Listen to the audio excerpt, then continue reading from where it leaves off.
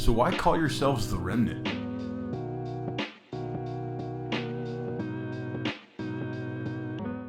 So what's with the name? What's with the name? We get that question a lot here at the Remnant. What's with the name the Remnant Church? To find the answer to that, we direct you to the scripture that we use sort of as our slogan here at the Remnant. And that is Romans chapter 11, verses 5 and 6, in which the Apostle Paul says, "So too, at the present time, there is a remnant chosen by grace.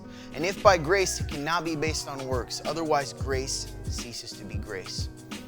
This verse means, put really simply, is that we are saved by God's grace and God's grace alone. It's His grace towards us and not our actions towards Him that saves us.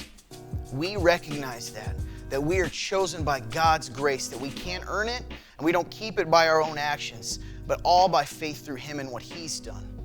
Interestingly, the Apostle Paul's also in this section referencing a story from the Old Testament in which much of Israel has turned to the worship of false gods at the time.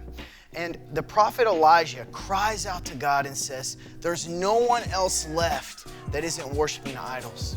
And God's response was, "I've still saved a remnant.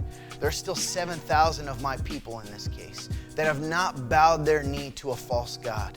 And so that's what our heart's desire too is to be a group of people that follow Jesus in the face of mounting cultural pressure, political correctness, all of those types of things that the world wants us to bow our knee to.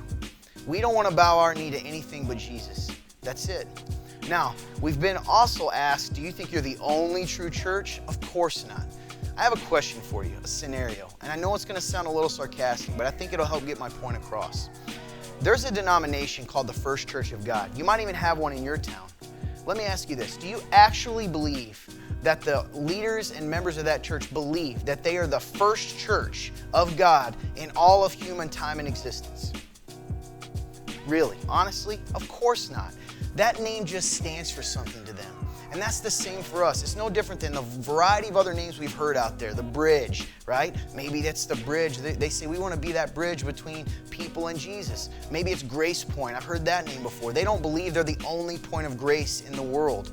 At the end of the day, we're a group of people that love Jesus, understand that we're chosen by His grace and rest in that, and just want to be a part of His people across the world that choose to follow and worship Jesus Christ. That's it.